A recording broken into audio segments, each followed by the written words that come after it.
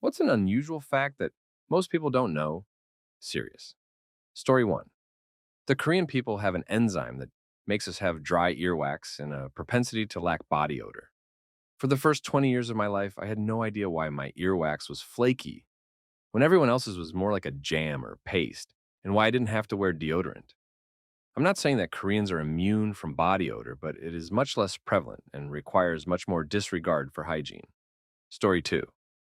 I have recently learned that lobsters don't display senescence, which is the deterioration of the body as it ages. Their bodies are continuously growing and their exoskeletons get heavier and heavier. Hence, when they molt into a new exoskeleton, it takes more and more energy to take off the old one. Eventually, they die because one day they just go, yeah, so like this exoskeleton is too heavy. So I'ma just go meet Lobster God and head out from the mortal world. Now, a thought. If a group of people helped a lobster shed its exoskeleton, and if said lobster kept growing, technically a giant lobster could be brought into existence should the lobster not die from old age. Story 3. Pink used to be a masculine color. During the height of the British Empire, the soldiers in the far reaches of the world donned their red coats in battle and patrol. The newer recruits would look especially sharp with a bold red color. The rugged war heroes, though, their coats were faded and worn into more of a pink color. If you saw a guy wearing a pink coat, odds are they have stories to tell with a 1,000-yard stare. This became a desirable thing to show off your experience and grit. Hence, pink was associated with combat prowess and ruggedness, and became a masculine color during that time. Story 4. Wearing white wedding dresses only came into fashion after Queen Victoria started the trend. White isn't meant to have any other meaning or represent purity as many people think. Before this trend, most brides just wore their best dress of any color, as it was expensive to buy a dress just for the occasion. Story 5. I love when this question comes up because I get to talk about the thunderclappers. When the Lewis and Clark expedition were exploring the west of North America, their diet of dried meat left them constipated. They were all taking these pills called thunderclappers to make themselves crap. The active ingredient in thunderclappers is mercury, and historians can track the expedition because they left increased deposits of mercury in the soil. Story 6. Wholesome weird fact time. If you want to serenade someone on the piano from the street below someone's balcony in Woollera, Sydney, Australia, you first need permission from the council. Book a council ranger to watch proceedings for safety, and you'll need $1 million in public liability insurance. They need assurances that if the piano is left unattended and starts rolling down the street, someone will cover the cost of the damages. Example. You're walking and are walking towards one person in the woods. You say hi, smile, check them out completely, keep walking. You've now let them know you see them and they have seen you. You've subtly attacked and scared away the predator. Story 7. Decimate is a military term. The like in decimal or decade, means 10. When people win a sport with the score of 4, 0, and say, we decimated them, it makes no sense. But where the word comes from is brutally sick. In the days of swords and spears, think ancient Rome and Greece and perhaps earlier, you would be in formation usually next to your family member, a good friend. So when going into battle, you could watch each other's backs.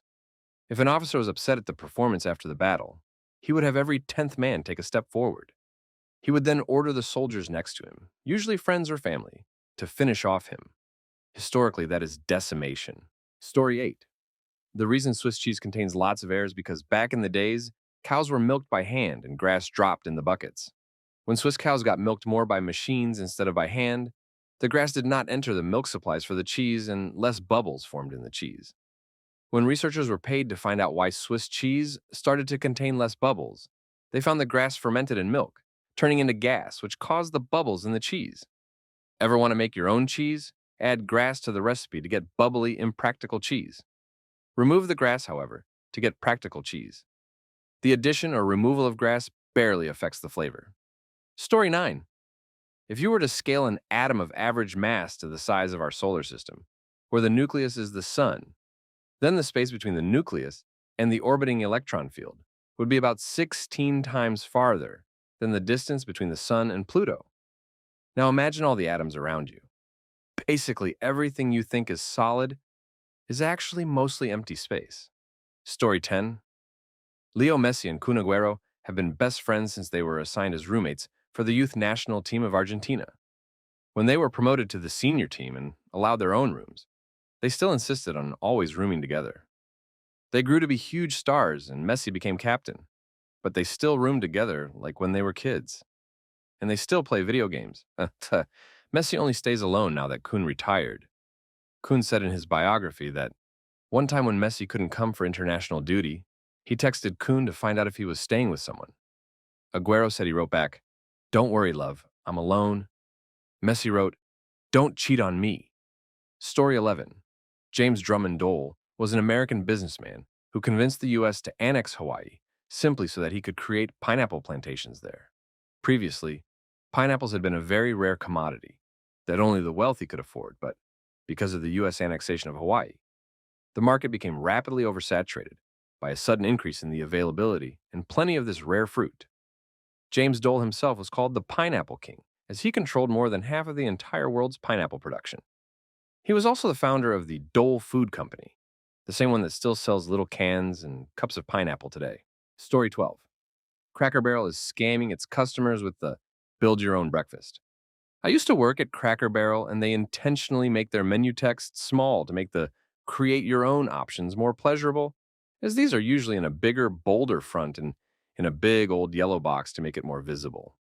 They do have larger print options available, but the menu is hard to read and poorly formatted, so people, mostly old people with bad vision, who don't go to Cracker Barrel much, will be drawn to the build your own breakfast, which is $5 to $10 more than the other options on the menu.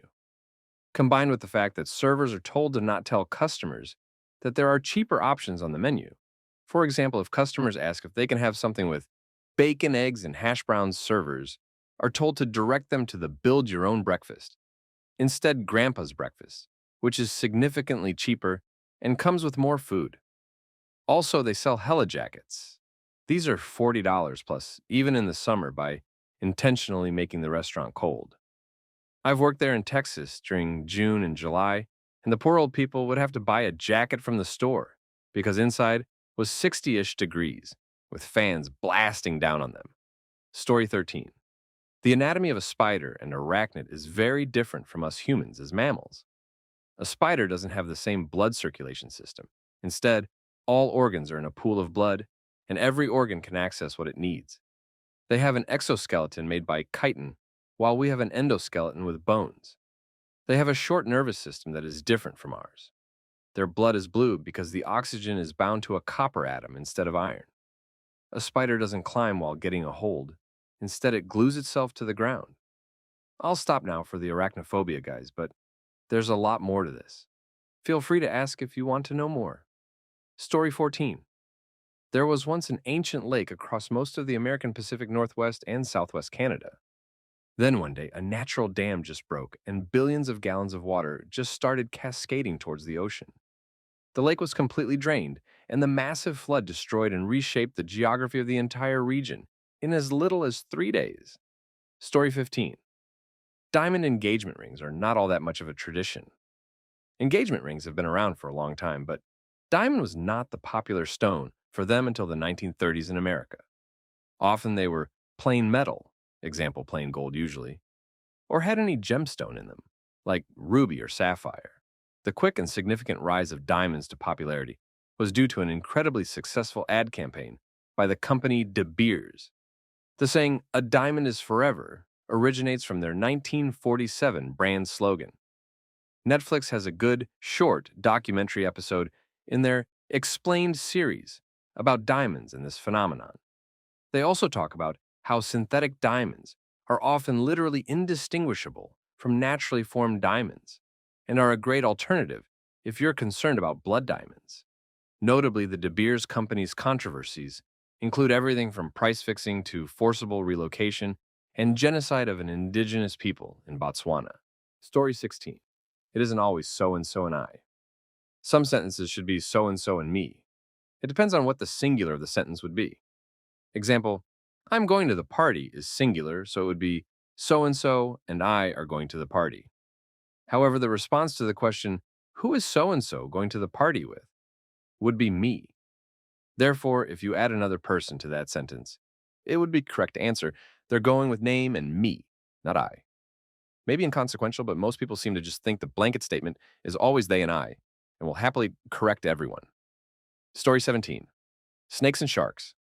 Some species have eggs, some have live birth. Decipeltis snakes, African eaters, don't have any teeth. They swallow the egg whole and crack the shells on elongated backbone spurs, squeeze out the juice, and spit out the shells. Mid-slurp, you can't tell if a snake is venomous or not by its eyes. The eyes generally tell you what time of day they are active. If you're close enough to look it in the eyes, you are within striking distance. Don't pick up wild snakes. 80% plus of venomous bites in the US have alcohol involved. Snakes are just snakes. Leave them alone, and they will leave you alone. Story 18. When you walk the plank on a pirate ship, they don't mean for you to drown. There are loads of sharp shells on the hull of the ship that will cut you so badly you will die. Walking the plank is indeed intended to drown the walker. They go into the water, and the ship does not come back for them. Also, back in those days, most sailors didn't actually know how to swim. What you're thinking of is keel hauling. In keel hauling, a rope is tied to one's ankles, and another is tied to the wrists. Then one rope is passed under the ship, down its length or sometimes side to side, and the person is dragged beneath the ship, where they get sliced open by the barnacles. If the person survived this, they likely would die later from infection. Story 19. Most of the time, if you can see a mountain with clouds over it, the clouds will actually weigh more than the mountain beneath it. They only float because they're fluffy, and the density of the water particles in the cloud is low enough for it to float in air. This is a demonstration of the concept of density that I heard when I was young, and it made density make perfect sense, with a dose of wonder for a subhuman with underdeveloped thinking meats. Story 20. When I was working in Domino's Pizza, UK, I learned that on the screen where they show you what size pizza to make and how many to make, there's a section that gets updated when you add a pizza to the basket. You don't have to go through with the purchase, but that pizza size will pop up on that screen for about 10 to 15 minutes. So if you're ever bored and you're waiting for your pizza and it's a quiet night, add as many pizzas as you can to your basket and watch the panic unfold. Story 21. When a caterpillar enters a chrysalis and becomes a butterfly, it doesn't just sprout wings and legs. It essentially disintegrates into goo, and a new butterfly is built from that. But that's not the weirdest part. The weirdest part is that it's possible to teach something to that caterpillar, and after it becomes good and then reforms as a butterfly, it still remembers what you taught it. I thought the weird part was that scientists surgically invaded the chrysalis and stirred up the goop like a blender, and the damn thing still managed to come out with memory intact. Basically, the caterpillars become T-1000. Story 22. The first public game of basketball was played the same week and less than 100 miles away from the last American vampire hunt. On March 11, 1892, James Naismith debuted his new game in front of a crowd of 200 spectators at the Armory Hill YMCA in Springfield, Massachusetts.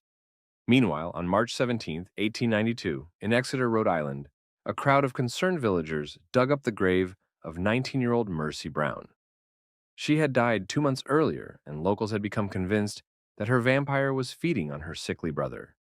In an effort to stop the undead Mercy, the crowd exhumed her corpse, burned her heart and liver, and gave the ashes to her brother in a tonic. Story 23. I noticed this when visiting museums looking at old paintings. Hands are often hidden, covered by flowers, clothing, or they disappear in the shadows. I researched it later and learned it is true. Even the best painters struggled with drawing and painting hands. I look for hands in every painting now. Well, I've read that in some cases hands are not shown for the simple reason that painting hands cost extra because it was harder than painting clothing. Very often masters painted only a face and hands. All the rest was done by apprentices. Story 24.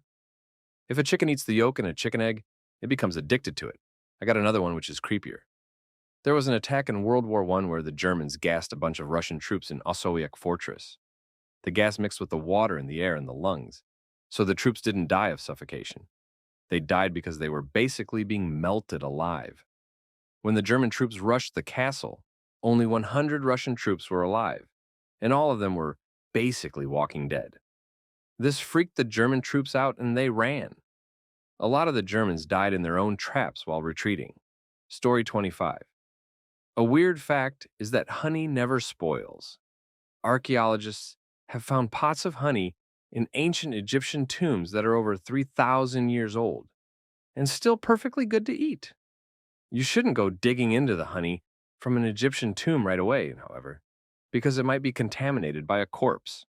The same properties of honey that prevent it from spoiling also makes it an excellent preservative for mummies. A pair of Egyptologists found this out when they found hair and yanked a mummified child out of the pot they'd been eating from. Story 26. The state of Vermont did not vote for a single Democratic presidential candidate in the 132 years between the party's founding in 1828 and the election of 1960. Also, Walter Mondale is the only person from a major party to have lost a general election in all 50 states. He lost everything but Minnesota in the 1984 presidential race, then lost a Senate race in Minnesota in 2002. Story 27. There exists a hypothetical number called Graham's number. It is the name given to a number that, if written out in its entirety in any conceivable physical medium, would eclipse the length and width of the known universe. Describing Graham's number as hypothetical is inaccurate because it is a well-defined, finite number with a specific role in mathematics. The number serves as an upper bound in a problem within Ramsey theory, a branch of combinatorics. Despite its immense size, so large that its decimal representation cannot be fully written out, it is not an abstract or speculative concept. Graham's number is constructed using Knuth's up-arrow notation, a method developed to represent extremely large numbers precisely. It is considered the largest number ever involved in a serious mathematical proof. Story 28. One of the most unusual facts I know is that if you shuffle a deck of cards properly, the sequence you've created has likely never existed before in the history of the universe. There are about 8 times 10 carat 67 possible ways to arrange a deck of 52 cards. That's an 8 followed by 67 zeros. To put it in perspective, that's more than the number of stars in the observable universe. So every time you mix up a deck for a game of solitaire, you're holding a sequence that's probably entirely unique in cosmic history. Makes you feel like a tiny card-shuffling pioneer in an infinite universe. Story 29. Less than 10% of truly blind people can actually read Braille.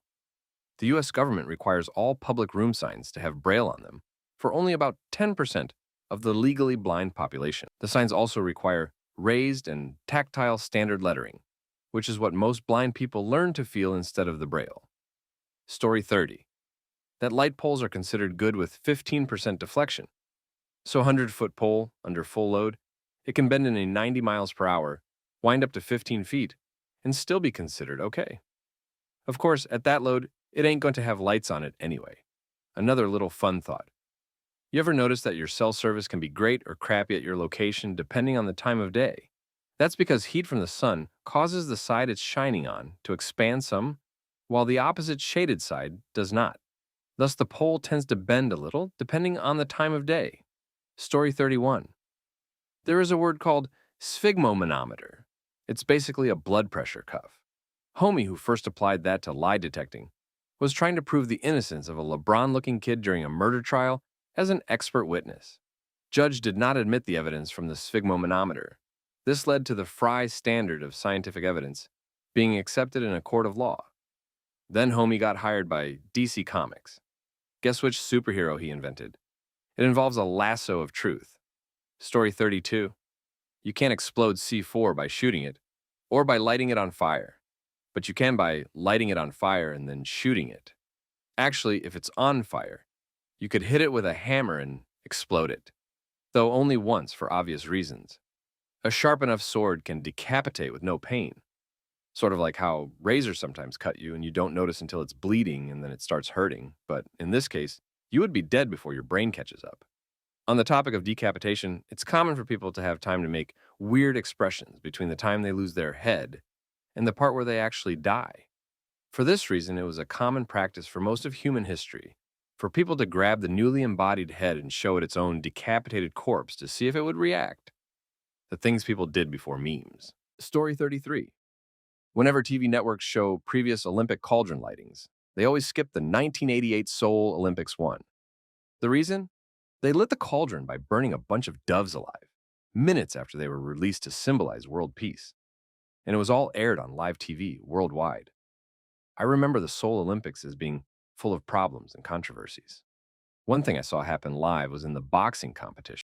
They tried to have two fights at once with two boxing rings right next to each other. When the bell rang to end the round in one ring, a boxer in the other ring thought his round was over, so he dropped his hands and turned to walk back to his corner. His opponent got a free swing at him and knocked him out cold. Story 34. The mantle plume hotspot that is half the cause of Iceland's intense volcanism, the other half being the mid-Atlantic ridge, is believed to have been the cause of the largest mass extinction event in the planet's history, back when it sat under what is now Siberia. Iceland sits on top of a hotspot, an area where low pressure has allowed a plume of magma to rise up from the Earth's mantle, melting through the crust and reaching towards the surface. Said magma breaching the surface is one of the ways volcanoes form. The magma of this particular hotspot is basaltic in nature, meaning that when it breaches the surface as lava, it has high temperatures and low viscosity, and thus will flow very far if given the chance. On occasion, the hotspot will undergo what is known as a flood basalt event. It spews out a truly apocalyptic amount of basalt lava, which spreads out over an area of hundreds or thousands of kilometers, with about 1,000 meters of molten death. The result of such flows are called large igneous provinces, or traps after the Swedish word for stair, trappa, due to the step-like appearance they take on from the flows. Iceland sits on what is known as the North Atlantic Igneous Province. About 250 million years ago, at the boundary of the Permian and Triassic periods, the Iceland hotspot was located underneath what is now central Siberia. Due to plate tectonics, mantle plumes are stationary. As the tectonic plates move over hotspots, they form chains of volcanoes, which naturally become islands if they form underwater. Around that time, the hotspot underwent a massive series of flood basalt events, which lasted around 2 million years, forming the Siberian Traps, a large igneous province that dominates about 7 million square kilometers of Siberia. The theory is that due to the double whammy of the eruptions themselves, releasing gigatons of sulfur dioxide and carbon dioxide, and the flood basalts igniting oil and coal deposits, and thus dumping even more CO2 into the air, the Siberian Traps were the primary cause of the Permian-Triassic extinction event, which is also known as the Great Dying. The increase of global temperatures and acidification of the oceans, aided by the Araguaina impact event in what is now Brazil, caused 90% of animal life and 70% of plant life to go extinct.